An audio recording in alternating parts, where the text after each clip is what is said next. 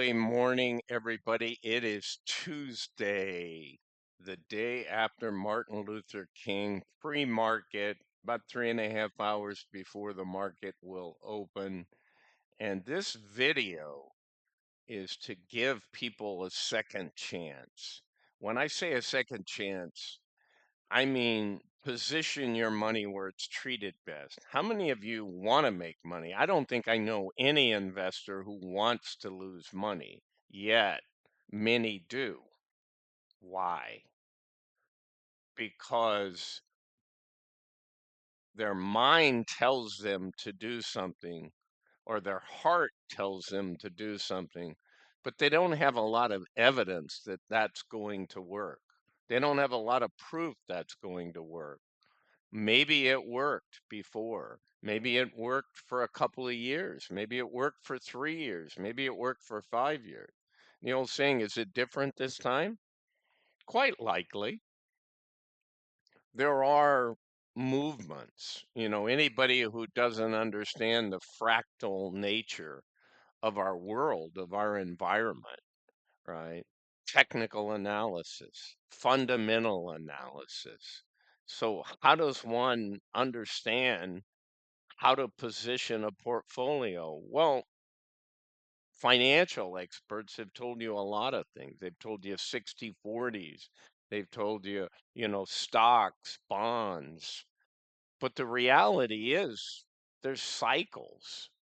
There are movement. There's a velocity of money. Where is money going? What's it investing in? We've all seen in the last 5, 10 years, we've seen things like crypto rip, right? Oh, is this an upcycle in crypto? Oh, yeah, every 4 years. And then there's crypto winners. And then, BTC moves. And then altcoins move. And well, guys, that's just, and I say that because a lot of the younger generation are into crypto and meme coins and altcoins, and I get it.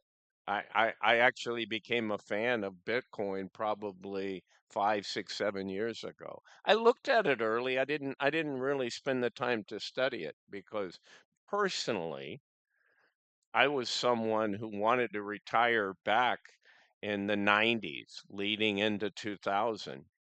I wanted to retire early. I'd been very successful in my work career. I had made decent money in the markets, right? With 20 something years, I learned options early when I was in my 20s, and I got very involved in the tech run, right? I got some incentive stock where I worked, making a lot of money, investing heavily. And then really the dot-com bubble came and it happened. I remember having sort of a mentor in a stock trading group who was very bright in the markets, and we would rotate sectors. I remember we would go into pharma, and there would be certain classifications and categories of drugs, and I would buy those, and for 5 days, that sector would just rip. We'd buy it, run up 80% and sell it, look for the next rotation within that pharma discovery leading edge kind of drugs. And then you had the eyeballs and the .com and all that. And I was working for one of the big tech companies that was considered the four horsemen of the internet. It ended up being the leading stock in the decade of the 90s on the New York Stock Exchange, whereas Microsoft and Cisco and a lot of the other companies were on the NASDAQ.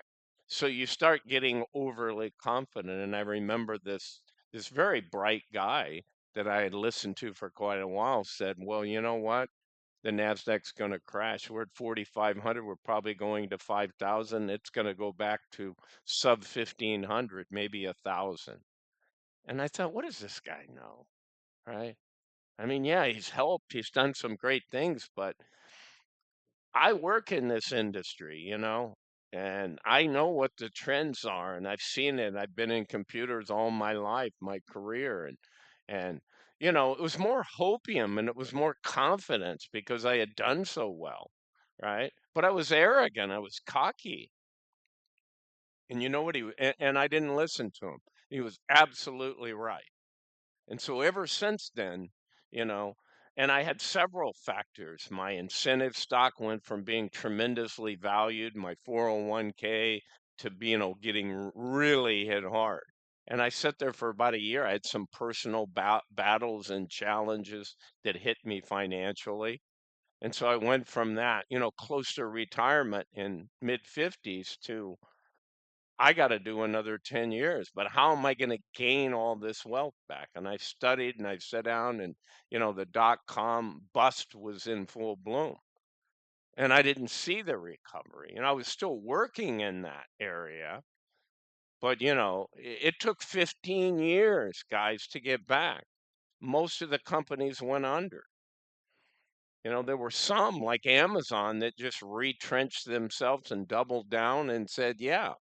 But all those ones that said, eyeballs is all that matters, revenue doesn't matter, right? Because everything's blowing up. We saw it with customers. We were selling infrastructure deals. They were getting massive loans in San Francisco and the hedge funds and venture funds and everybody throwing money at it. So our sales teams, and I was in business development and all that, we were just killing it. Bonuses and like I said, this not when it all came to an end, you don't want it to end. So I say this to somebody who's been watching a bull run in the Nasdaq and the S&P for 12, 13 years, who learned cycles and capital and sector rotation and where money moves. And I found in 2001, I became all the people that I worked with. And oh, that's the gold guy, right? That was their simple explanation because gold was $250. And I said, hey, this thing is going to be like the 70s. It's going to be a commodity super cycle. And I worked and studied and invested and learned, made mistakes and learned and relearned and studied more and positioned capital and used my options and all that. And I got pretty good. I watched the wave structure, the ups and downs, and I soared in that environment. Now, 2009 was a big hiccup. I was still working. I said, I'm close to retirement. I'm going to transfer, move a division all the way to Asia, right? Because it's a slower pace of life. And I'll do another 2 or 3 years and I'll be done. And that 2008, the mortgage crisis came, the company seized all the big companies, if you guys remember that time. So I'm telling this story because I don't know exactly where we are and what wave we're in, but I see what's happening. And I'll explain that. So positioning for that, I said, okay, I'm going to cut back. I saw it happening. I saw gold go from 1,000 back to 700. I saw miners, some of them 60, 80% retracements in the sector I loved and was in. I said, okay, I think this happens. Back in the 70s, right? The 74 to 76. 200 gold to 100 gold, 50% retracement. And so I said, all right. So I held on, watched 2009 recover, but at the same time, our company went in and was going to lay off a third of the whole area I was in. There was no opportunity to get transferred and relocated to Asia. So massive cutback. I said, you know what? I've earned, 8 times my money. I've built true wealth in this commodity super cycle from 2001 into 2009. I'm going to leave some in there, but I got enough to just quit. I'm not going to go to a new company and I'm not going to work as hard. I worked like a dog and saved all that. He said, I'm just going to relocate. I'm going to go to Asia. I cut my expenses, in a fifth, and I can live much, much cheaper, and I have enough money that I never have to worry about it again. And so I set on that course, and it's exactly what I did. And I played around and I made some more in that run up to 2011 and the blow off top, and I knew the top was coming. But there was still extra money to be made. That was the final hurrah. And then when that finished, I had a hard time going back into the S&P and all that, that even though I knew that sector then would perform very greatly. 2013, I watched, gold bottom finally in 2015 in December because I had a propensity for loving that commodity super cycle. But it really took us to 20 before we really started seeing when COVID, we got slammed down in COVID and then gold. And so ever since then, I've been waiting for the miners to really run and the commodity super cycle because it's not all about precious metal. They run, base metals run, oil, energy, natural gas, uranium, all of the things follow, grains, cattle, beef, all of these things, real things that are part of the commodity infrastructure, things that you can't print, right? And at the same time, we have this tremendous AI momentum in tech. And there'll be some winners there, but they'll be swimming upstream as the S&P and the Nasdaq just can't perform. They go from being 15% annual winners averaged over 12 years to where maybe they do 1%. And now the commodity super cycle rips. And if you catch the sectors within the sector, you're talking 30, 50% annual returns. So I asked someone, where do you want to have your money? So let me give you some evidence. Okay, I'm telling a story, but is this guy a wacko? Does he know what he's talking about? Yeah, I do. I take action, I get into those areas. Now I am balancing out some things, and I'll share that with you. So the second slide I'm going to show you, or the second screen I'm going to show you, is my top 25 10 baggers, I call them, 10 times, potential in growth. These aren't income funds. Okay. One of the things you learn when you're in the commodity super cycle, just like in evaluating stocks, you have PE ratios, you have free cash flow, you have various ways of analyzing companies. Well, the same thing exists in mining, be it iron ore mining or copper mining or, silver mining, gold mining, all of this mining aspect is different because typically in your precious metal sector, there's always customers. You don't have to go find customers. If you make clothing, hip clothing, or you're Nike and you make broad sports clothing and so forth and other things, you can have recessionary impact on whether there's as much demand or not. That's generally not the case on the precious metal side. You can sell as much gold as you can produce. So they're not trying to market and spend all their money marketing and building that. They're trying to dig it out of the ground the most efficient way they can. They're trying to get a low cost, and that low cost is referred to as all-in sustaining cost, ASIC. So you look for miners with lower ASIC. You look for miners in better jurisdictions. Why? Because if you go into some, country in Western Africa, it's possible that you invest millions and you have a 10% royalty with the government of that country, and you spend all that money on infrastructure, drilling it all up, start producing, and some new non-democratic government takes over the country and says, that contract you had with us is no longer valid. We now want a 70% royalty. So the CEO of the big mining company, who may have 12 other jurisdictions, said, uh-oh. And they go to an international court and they sue, and 7 years later, they get pennies on the dollar. And that government just took over the mine. So you've not only got an industry that you got a few pitfalls, so you have to assess that. Then you have to assess when somebody's drilling only, sticking a drill in the ground and trying to find mineralization, and we call those, explorers.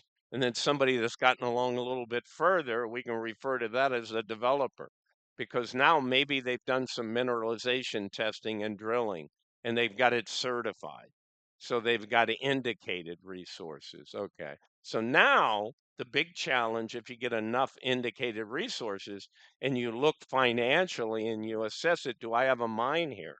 Right? I don't like to invest in developers, explorers that become developers and have a mine if it's a small mine. It's like if you've got a small little store, you don't have economies of scale. You can't buy enough volume to compete with Walmart or Target or somebody else. So it's no different in mining. Unless the mineralization is so rich, that can be a game changer. Okay. How many grams per ton of silver? How many grams per ton of gold? Right? So there's all of these assessments and things, and analysts explore that. Well, I got pretty good at that because you have to be. But when you get lined up with the right companies in the right sector in a commodity super cycle, it's breathtaking. It's like crypto running and you're in the meme coin that's taking off. Only it's real. It's not hype. There's actually something there. Sure, in the FOMO, they run harder and faster. So I'm telling that story for a reason. People just, it's not scripted, it's just off the top of my head. So I think I've given you enough to just potentially rethink. I've got more to talk about.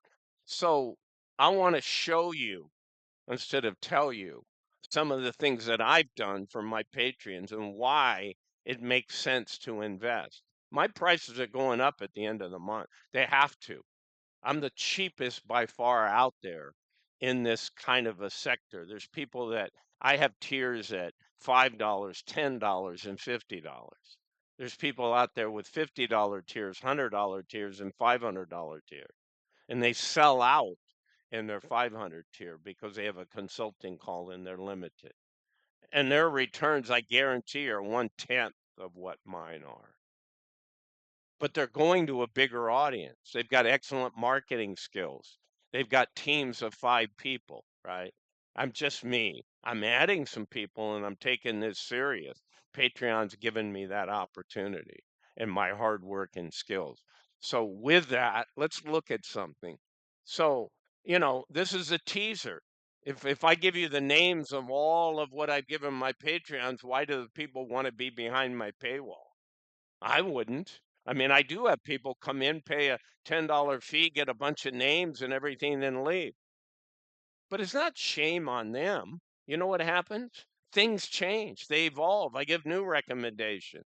I maybe drop somebody from that list. So they may get a quick win, but they lose out because they're not listening to somebody who understands this sector. So, that's a cheap Charlie. If you want to be a super cheap Charlie, then you're not going to get positive results. You may get, short-term positive results. But I have a lot of people that have made a lot of money and are overwhelmed with it. This is amazing. But I tell them, be careful. What goes up can come down. What goes up can have a retrace, but it doesn't, where are we going? So I use Elliott Wave, I use RSI, I use a lot of technical analysis, right? So fundamentals, guys, there's anybody who understands market, understands the markets, looks and says, hey, there's just, there's waves, there's cycles of investment, there's sectors of investment. But let's say you've identified a sector like I have that should be ripping. Well, it's going to, from an Elliott wave standpoint, is it in a wave 3, which is the largest impulse move? That's what you want to look for. If you're in an S&P 500 non-commodity super, is it in a wave 3? And that's an art and a science and a whole bunch of other things. So right now, and for the last period of time, for the last 6, 7 months, I've been telling my Patreon's only what 5 months old. I've been telling people we're in a commodity super cycle. That's 90% of my capital is deployed there. And that goes counter to what anybody else would tell somebody. You want to be massively balanced. Well, I am starting to balance now. Okay. Not because I fear a retrace right at the moment. So, again, to just repeat all this, guys, fundamentals and the study of the markets and what I understand and know, okay, tell me where to invest. the technical analysis, Elliott wave, chart pattern study, RSIs, some other things. They tell me when to buy. So if I just finished a down in a two wave and I went through that retrace, but I didn't necessarily sell much, it didn't go down that much. But now it should be explosive. So I've got five up, I've got three up waves and two retrace waves. But this wave three is the longest wave and the largest wave. Otherwise, it doesn't meet the definition of Elliott wave. Nothing's perfect. It's very difficult to get it all right. But that's what I'm attempting to do and have been. And so far, we're doing really, really well. So look at this. So as I watch, right, we've seen the precious metals run. We're still seeing the precious metals run. Guys, look at the pre-market this morning. Everybody wants to blame a factoid. Oh, Trump put a tariff on Europe. I'm not saying those things don't have impacts, but when you really understand a commodity super cycle, it's about where first world countries, it's about where great nations, somebody who has the reserve currency like America, they decay within, right? They get to a point. You look at Germany, you look at France, look at England, look at America. A lot of these large, successful GDP type countries, first world countries, they start to take on excessive debt. Look at Japan, 250% debt to GDP. Someone who's had to lower their interest rate sub-zero, right? And that created the Japanese yen carry.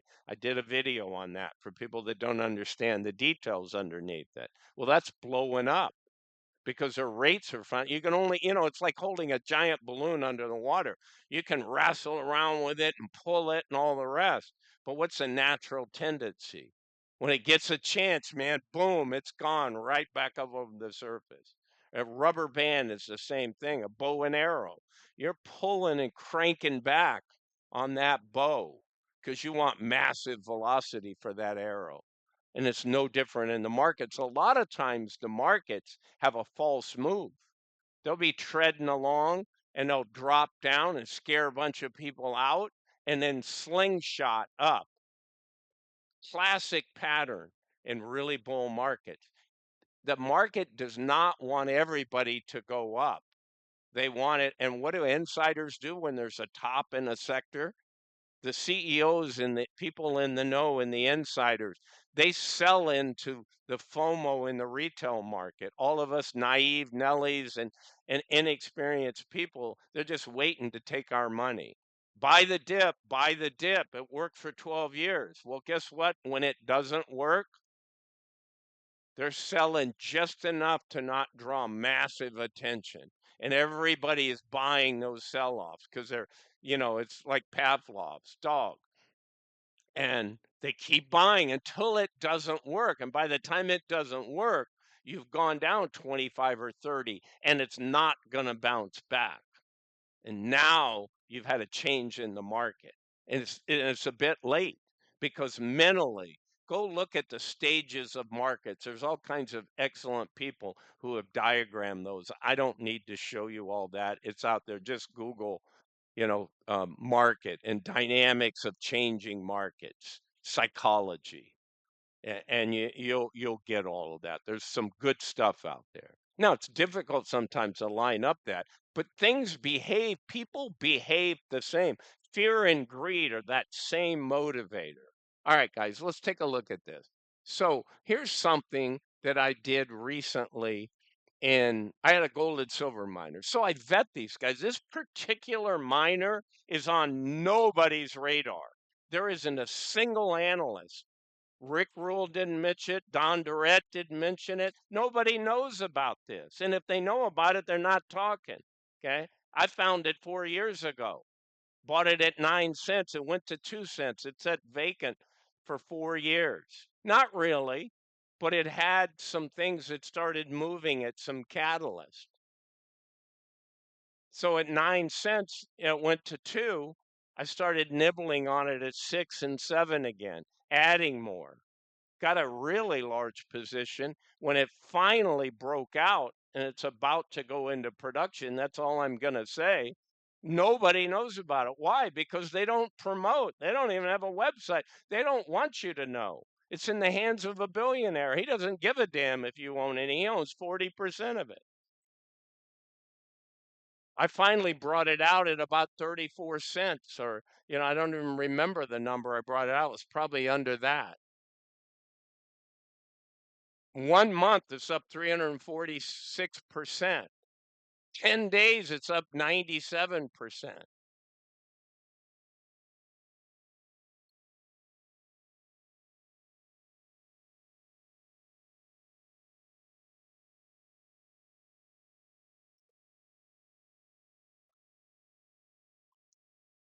So the reason I take some of this stuff out, guys, is I want you guys to do your own. I want you to join on this. If I come out on YouTube and I give everybody all of my names and prices and all the rest, then anybody can just go buy this stuff.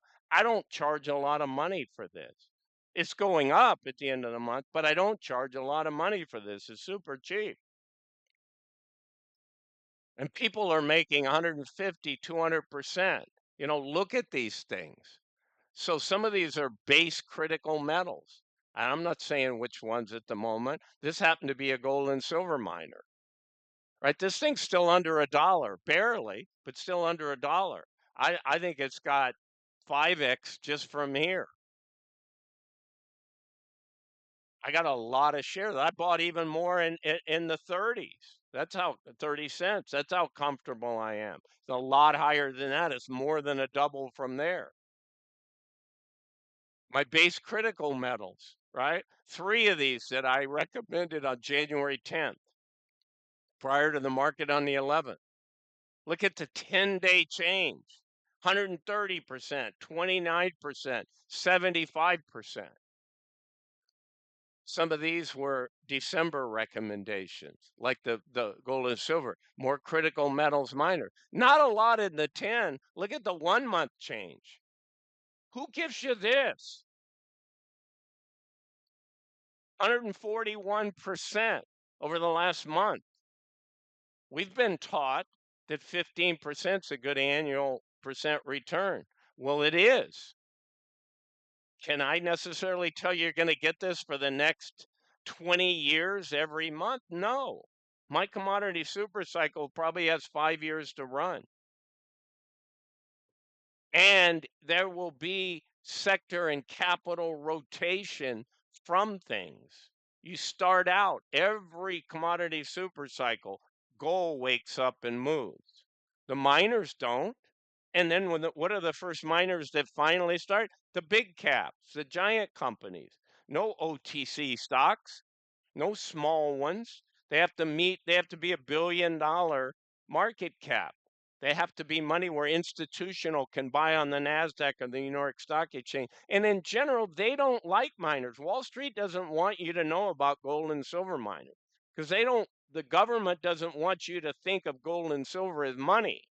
They want you to think their paper currency is money.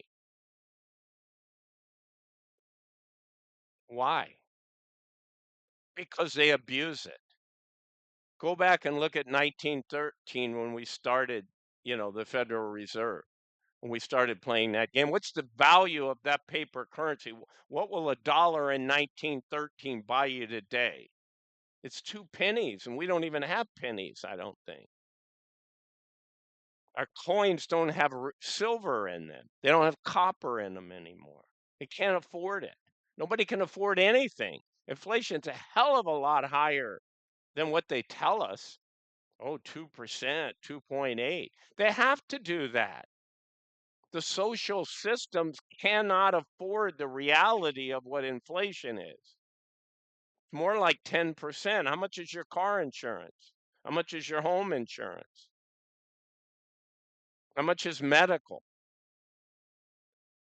Guys, that was one of the reasons for me when I came to Asia, was having millions of dollars and needing a fifth of what I need in the first world. It doesn't fit everybody. You got an extended amount of grandkids, I didn't have any children. I didn't have any grandchildren. My parents were both deceased. I have siblings. I love them. I see them. I go back to the States. We just had a big reunion, if you will, in October. I realize everybody can't do that. But I always say go where your money is treated the best. Invest your money where it's treated the best. Go where you're treated the best, right? I love America. I'm faithful to the country. I'm upset with it. I can't believe the state of affairs. Not getting into politics, I've never seen a divisiveness that we have in the country, but it's very typical of great nations that decay. They erode their money, they politically become skewed.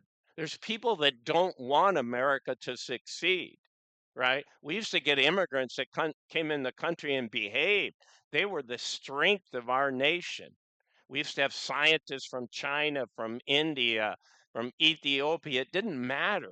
We wanted the best people, and they wanted to come because we had the best opportunity. But the world is becoming polarized. It's friction, it's wars, it's conflict. Fits right into the commodity super cycle, guys. There's a lot of things that if you understand it like I do, that you can see where we're going. We may have a second civil war. I don't know. It's certainly closer to it than not closer to it. And there's cycles in nature. That's what Elliott Wave, there's cycles in diseases, there's cycles in governments. And as they become more corrupt and you have career politicians on both sides of the aisles and the way things work and everything's jammed and it's all about their party rather than the country or the people, right? But that's a function of career politicians on both sides. Stand up and change it if you can. Today we get, we're divisive over, to me, things that, somebody wants to be an immigrant, great, follow the rules, come into the country legally, right? Everybody that preceded you, all the people that came in the early colonization and settlement of America after it was formed. We had Irish, we had Italians, we had Germans, we had Nordic people. Everybody came. It was a giant melting pot. It formed a great nation. You can try that at a different time, but they're true. It doesn't always work. So policies, but anyhow, let's leave that alone. But that doesn't help. Wars don't help. Wars require and consume critical things. Why do you think we're into critical metals, base metals? Why is silver just flying? So what did I tell you this morning? This Tuesday morning, gold's up 3% plus. Silver's up 7% plus. After being up 170%, guys, I've been in it. I have a silver position I paid $35 for. It's 250 going to probably 400. There's lots of that. There's a shortage. You can't overcome shortages. Eventually you can. Why is gold going up? Because people fear what's going on in the world. The central bankers are buying it. Retail people are starting to wake up, but nobody really is in it. They're still in their AI stock or they're FOMOing in the Mag 7, buying the dip, all of that kind of stuff. Wake up. Things are changing.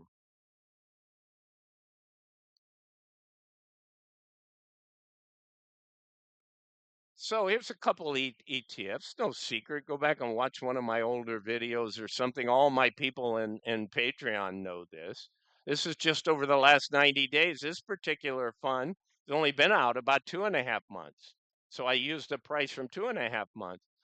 This ETF's been there more than three. So my 3-month total return. And these are income funds, guys. 10 days. The NAV increase in the fund is 558, 780. 1 month, they're 9% and 15%. Try getting that out of Yield Max. Good luck. They'll pay you some income, but they're going to rip the hell out of your NAV. I can do that. Give me $1,000 and I'll give you 100 back every month. But I'll say at the end, you're only getting 800 back, right? Because I lost all the other money because I don't know how to manage it, right? Then they flip the script and tell you something else. So guys, there's no immediate answer. Everybody's in this frenzy, and there's some better fun companies than there are others. But no matter what anybody tells you, it's the underlying. If you don't own the right thing at the right time, you're going to lose money in the price of it, even if you're getting income. So how many, most of you aren't traders. Most of you throw your money at it because you want good return. Those of you that take a lot of time and say, hey, for 3 months, this is in the right technical analysis and it's moving up, that's okay. But when you get a really massive, 5-year commodity super cycle, you don't have to trade it as much. Sure, it's going to move up in a wave one, retrace in a two, but you're going to have higher highs and higher lows. So you don't have to trade it as much. But if you go in a semiconductor chip, you're in Avgo, you're in AMD, it may rip for 4 months and it's like you throw all your money in and leave it. So it goes from making up a number, it goes from 200 to 350 and then back to 200.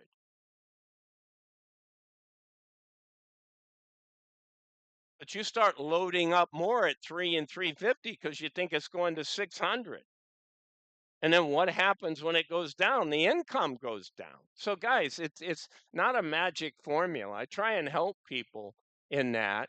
And so with these, there's no income. And this is not monthly income, guys. This is just saying here's some recent December energy recommendations. And here's their annual distribution. Should matter. It's not, it's not comparable to getting 2% a week or 1% a week and getting 52% a year. That's great. That's fantastic as long as you don't Navi road. If you Navi road 10% and you get a 52% yield year after year after year, well, that didn't happen. Go look at Misty, guys. MicroStrategy was ripping. Year and a half. It was fantastic.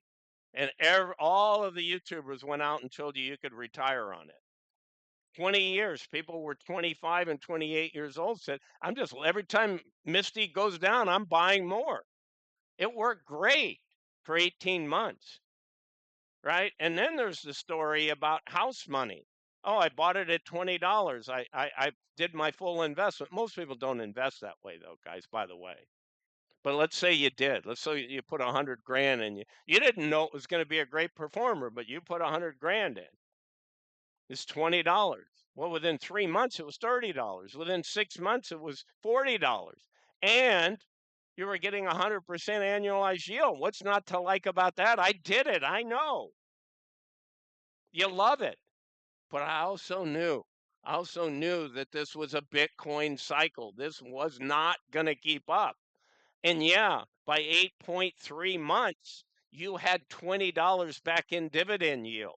So it's house money. Just hold it and write it forever because you're going to get 100%, right? No, not right. So it would go from 20 to 30 to 40, back to 30, occasionally back to 20. Well, when it went back to 20, it went to 6. Okay, guys, you know what the dividend yield is then? It's so damn low. And some people that own it at 6 bought it at 32 or 34 or 37. Doesn't matter what the yield is. So, house money in theory means I own something. You can do that in real estate. If you can get a certain, rental yield for a long, long time, then paying off that house is fabulous. But if you're in something that's going to go, you could have sold at 30, you got all your money back plus. Yeah, you don't get the yield anymore, but it's also going to 7. So house money's not good in that. That's a fallacy. That's a YouTuber and fanboy story to get you to buy in. So they get brought to New York and they get their steak dinner and they cheer with all their buddies and they interview each other and they tell you, "Oh, these are the funds." And then they switch the story. "Oh yeah, Misty's dead. Ulti's dead. Oh, it's targeted funds now." So they got a new story for you. Do they really understand the markets? No, they're YouTubers. They understand making money on YouTube. They don't give a damn if you make money or not. And you guys follow them. You load up. For the life of me, I don't understand. I don't care. I just want to tell the truth. I want to help you make money.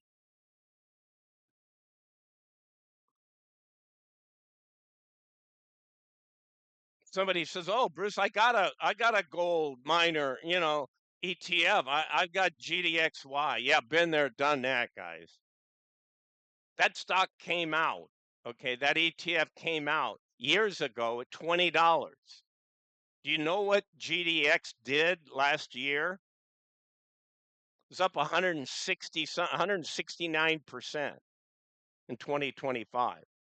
So yeah, they paid some income along the way. The stock's 17. It's never even broken 20. You bought GDX last year and you made you know so they're only capturing a third of the upside. And then when it goes down, they take 90% on the down wave. That's a loser, guys. I had everybody in other funds that want minor ETFs. There's more coming, and I review them all. I got 30 different minor investments. I look at all of this stuff, and that's where the money has been flowing.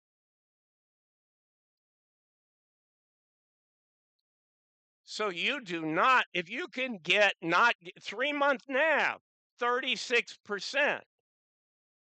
This isn't even annualized. This is 3 month yield. If you annualize that times four, it's 170% total return. I'm not saying it's going to do that. What if it only has 20% total return next quarter? Well, that's still pretty damn good. 20 and 40 is 60. Double that is 120. Okay, maybe it only ends up 80%, but year after year you have that opportunity. Yeah, we may get in a 50% wave. I mean, gold may get up to 8,000 and go back to 4. Almost every commodity super cycle has that metal retrace near 30 to 40%, like we did in 2008, like we did in 74 to 76. So it can happen, but we're not at that stage right now. And that's what I lead my people in. That's what I talk about. So if you want to take a look at Patreon, it's Patreon, www.patreon.com/TWC for Targeted Wealth Creation 100. Email me if you have questions. I do consultations. I teach options. I have an options tier. I have a general tier that you get all my content. And then I have a low tier that basically I just talk about here's where the commodities, here's where individual asset classes are likely to go. But I don't give you my stock picks. So why would I give my stock picks here for a free? I don't care about YouTube views. It only drives to my Patreon. Maybe I'll create a different channel in the future. I'm not sure. But what else I got for you guys? I'm going to be adding, it's something my mother told me when I was young and I was a teenager. Because whatever I was into, I was really into it. And she goes, you know what? I like your intensity. I like your focus. When you want to do something, you're always good at math. You love it. You always want to do math. You're terrible at art. You don't like it. You like to listen to music, but you have no musical talent. So you avoid any of those creative aspects. So work on some of the things that aren't your strength. The things that you're strong at, you're going to gravitate and you're going to be exceptional in those. But make sure you balance. And I never forgot that. I didn't always do it. I was in a little league game, 11 years old.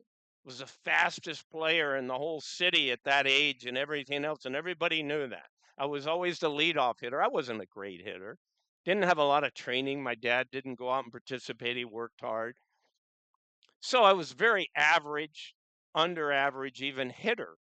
Making contact with the ball was a huge success. But I was so fast, if I hit a ground ball, I usually beat it out and got on first. So that's why I was a leadoff hitter. So we're in the city championships. And I'm 11 years old. I was probably 4'6". I reached 6 feet at my height. I was a late bloomer, but just giving you perspective. There was a pitcher on the opposite team. These guys had destroyed everybody. He had to be 5'9" at 11 years old. The guy was probably 200 pounds. He threw that ball probably 80 miles an hour. Then I don't know, faster than I'd ever seen. Scared the hell out of me. I was up there. He threw a ball and then two fastballs down the middle that I couldn't get my bat around. So I stepped out of the box. My coach came over and said, "Bruce, just this guy, don't let him intimidate you." So I watched him a little bit, and I sat there and I smiled and I thought, and he threw another one right down the middle, faster than all the other ones. But at least I knew to get my bat around. So I got my bat on the ball, but I was still late. I hit it, I was a right-handed batter, even though I threw left-handed, and I hit the ball just over the first baseman's head. Couldn't get to it, dribbled down the line, roll foul, but it was fair ball in. I got to first, and the outfielder had come up. They knew I wasn't going to hit deep to right field. I was a little guy. And so I had to stay on first. So now that intensity took over. I said, we're going to have a hard time scoring on these guys. I didn't have confidence my other hitters were going to make contact and hit. So I stole second base. I stole third base.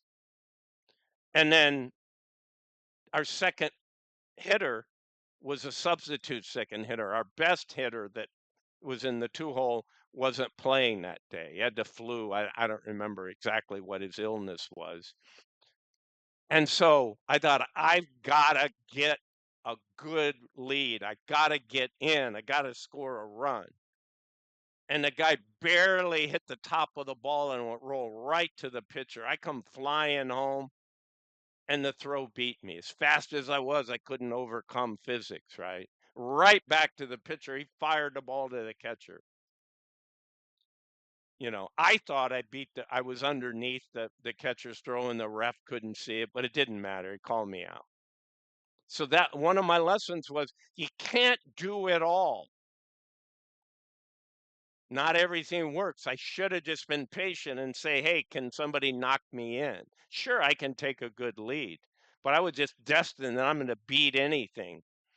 And you can't. And it's the same thing here, guys. I tell people, invest in tranches. People always come in, it was horrible. This stuff has been flying, and I had people would come in November and December, and even in October when we had our first mini retrace. I thought that retrace was going to be bigger. It wasn't. And I told people, be cautious. Don't go all in. If you came in today, don't go buy every gold and silver miner and spend, whatever your investment capital is, and you have no investment. Buy in tranches, buy in pieces, watch, it may retrace, it may run harder. Just life lessons, guys, that you learn on this stuff. So I will be adding, and that's why, okay, again, I always tell people I can spell, but I can't type. So when I immediately notice typos. So in this commodity super cycle, guys, it's great. It's going to do really well. But what I finally realized that I need to do, and I started buying some, I need to introduce to my Patreons some stocks, large cap, medium cap, small cap, that are non-commodity super cycle, because there'll be plenty of those, and we'll rotate into various groups that I want people to own. And I'm using Elliott wave technical analysis to say, are they close to it? Are they starting a third wave? Are they in leg 2 of a third wave in a retrace? Because I want to optimize those. So say I look at two pharma companies and I like them both, and one's in wave 3 and the other's topping in a wave 5. That's going to have an ugly ABC retrace over the next year and a half, even though it may be similar on the outside to some of you other guys. So fundamentally, they're both strong, but one with a technical analysis is positioned better. So I have a wide spectrum of stocks across many different industries. There's one crypto in there There's one pharma in there. There's one retail in there. There's a whole bunch of, there's one defense sector in there. So there's some things that I'm going to offer people that I think are optimally set up so that we can have that other. Now, for me personally, I'm probably 70 to 80% in the commodity super cycle and the other part in that area. But I want to bring that to my patrons. They haven't had that from me. All right, let's look at the final one and I'll let you guys go. Again, I took all the data out other than what I want to show you. I don't want people trying to decipher, oh, on that price, let me try and go look it up on that percent gain. It's not there. I'll tell you that some are developers, most are producers. So here's 27 line items, guys. And these 27 line items, okay, are gold and silver and some copper miners that are producers and late stage developers that are about to produce and what they've done. And all of these I've been recommending for 6 months.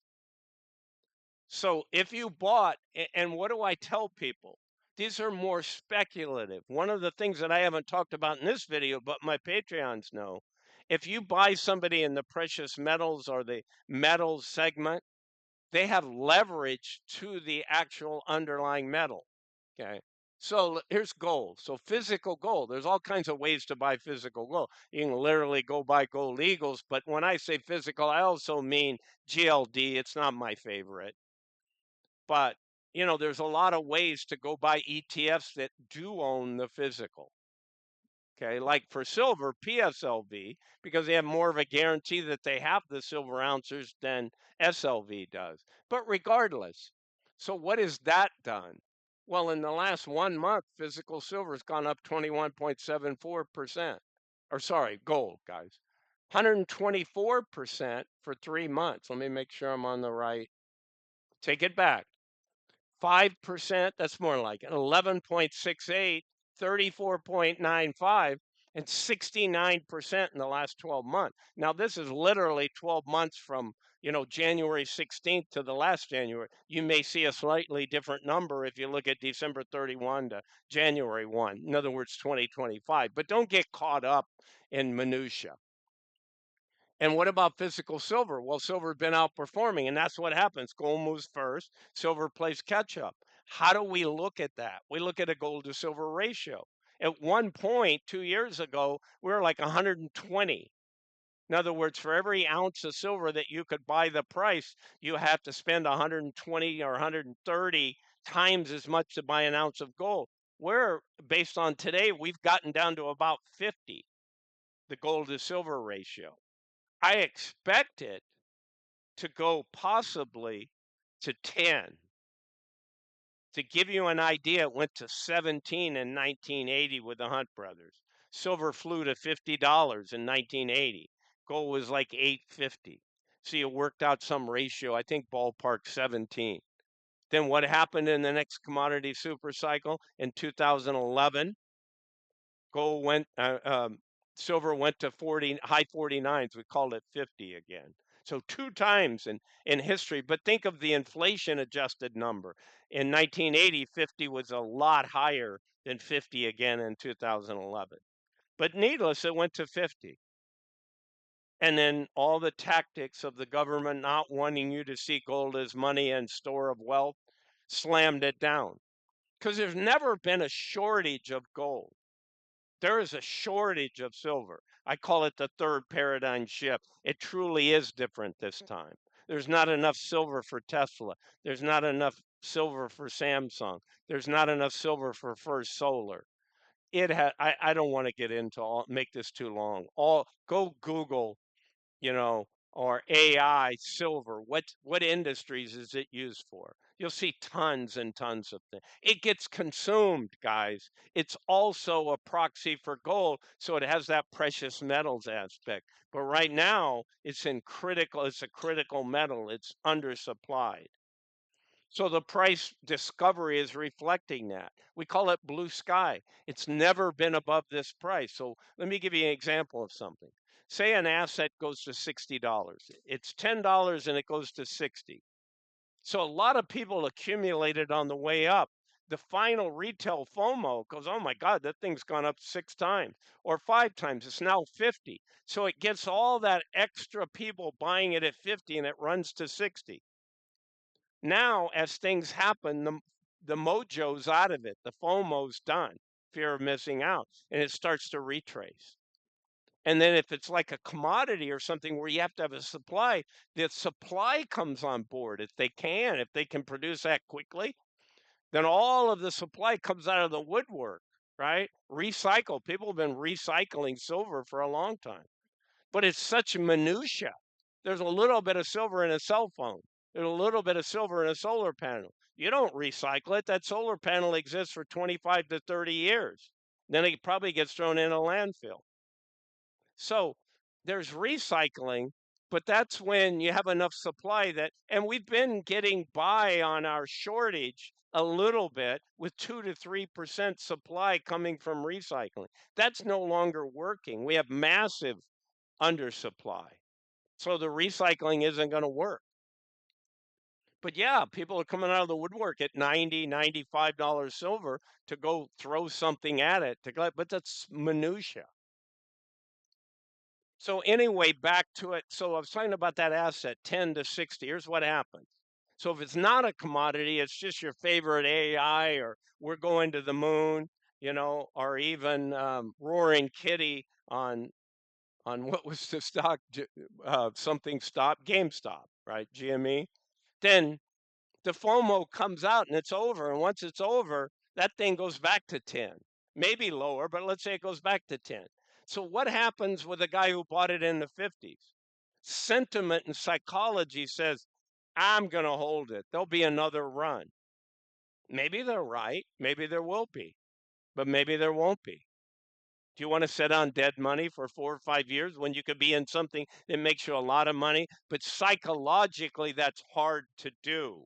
There's a lot of misty bag holders out there that are, well, I'm going to wait till I get closer to even, and then I'll buy some of your commodity super cycle. You told me that 6 months ago. And what's it done? 6 months ago, 288%, 75%, 90, 149, 174, 102, 133, 157, 119, 127, 173, 203, 235. Who gives you that? The average, 112.31% gain. Why do I have more than a triple in my account? Because I was in this stuff longer. I had some that were underwater in 2000. Not like a GameStop, but where I bought this thing, it was 30% below the high, and I said, "Hey, it's going to bounce," right? It didn't. But we weren't in a real commodity super cycle. That was the beginning. And I held. I had about 8 positions I held. Every one of them is equal or above, and I have some 4 baggers and 5 baggers in those. That in the start of 2025, I was down 80%. That 9-cent stock I told you that was 2 cents, that was one of them. It's almost $1 now. And I added more when it was 30 cents, 34 cents. And I gave it to people, and they're up 100, 150%. It's hard to buy because you'll push the price up. Because a billionaire that owns it, there aren't that many free floating shares. The insiders and the billionaire that owns it and his team, they don't care about websites. They don't care about interviewing. They're not talking to Rick Rule. They're not talking to these analysts that you guys listen to on YouTube. Not that they're bad. I love Rick Rule. The guy knows a lot of stuff. But he's made all of his money. He's conservative. He's already moving to the next commodity asset class that isn't even running yet because he knows the game. So when you take profits out of silver, where are we going to put them?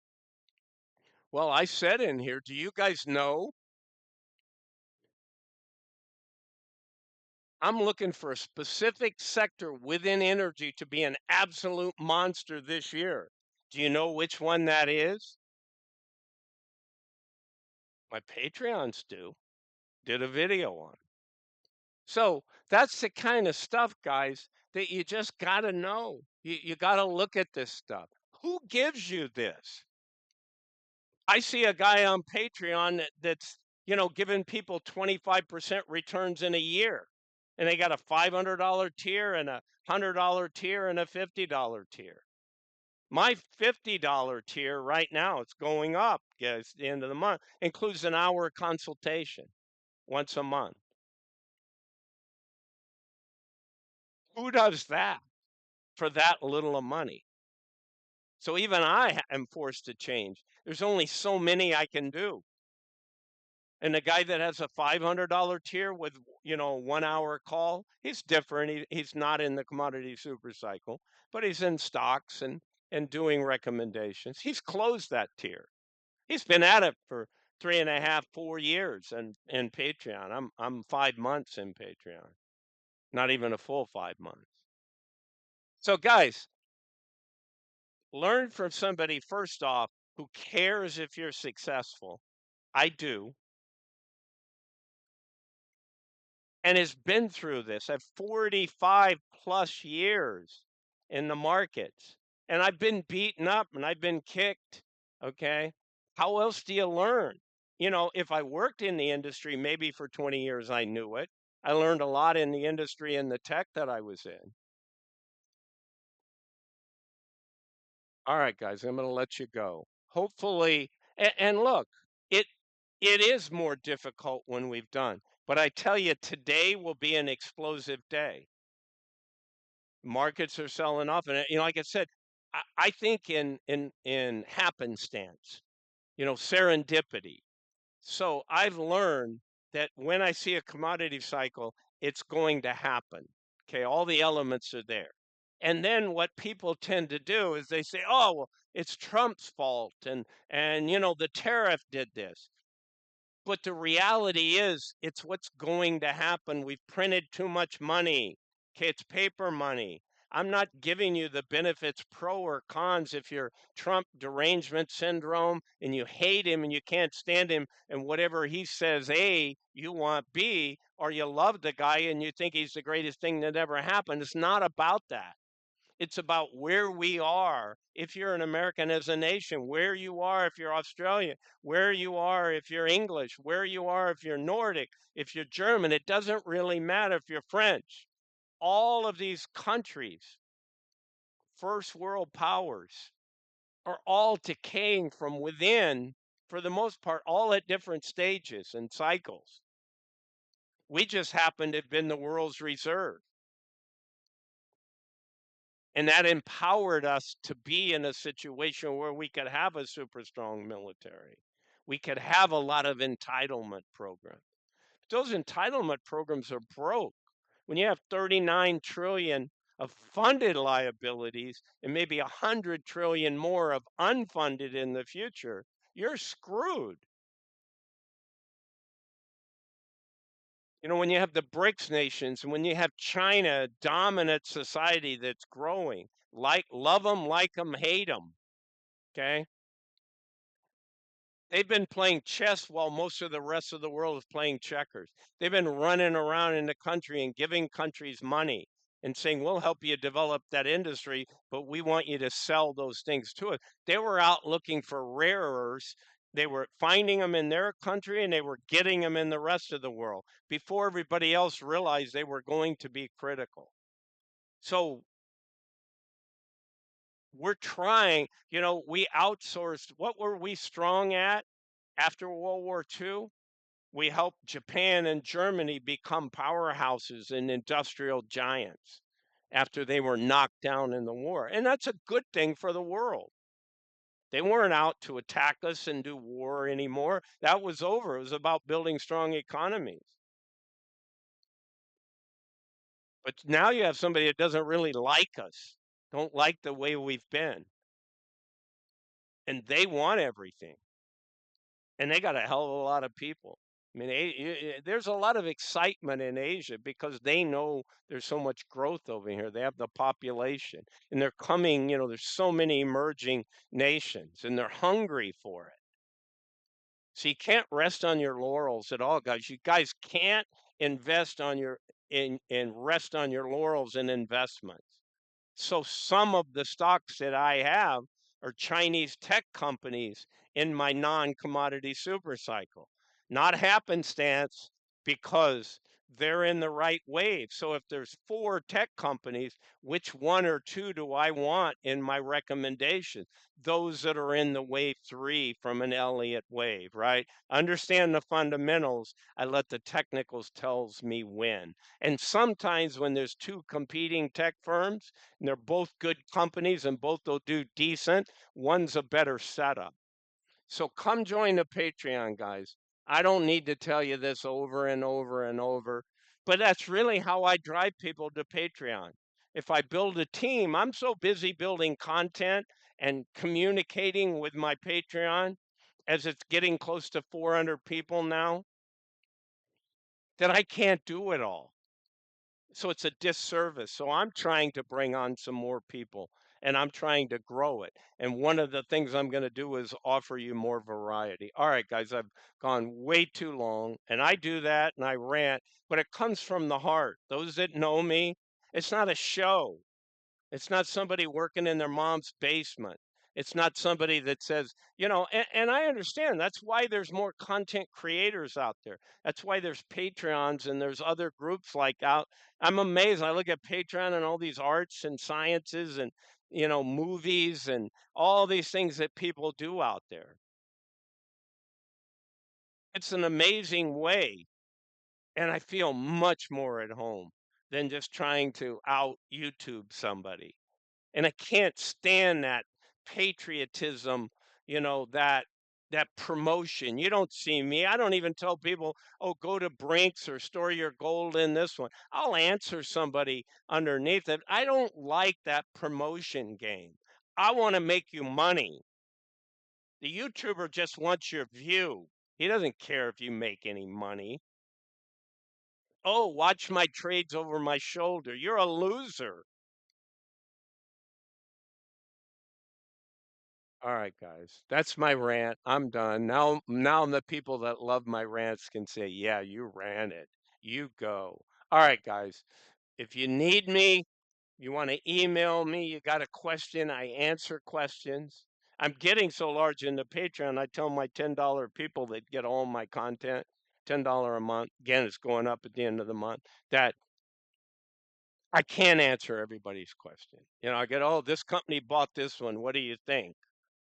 Well, I have an answer, but and if I don't, I got to go research it, and that takes away content from other people. It's not fair. But those that have an hour consultation every month, ask me anything you want. It's all about what you need. All right, guys, that's it. Not financial advice. I'm not a financial advisor. I'm just a guy who's figured out some things that wants to share that. All right, guys, have a good one.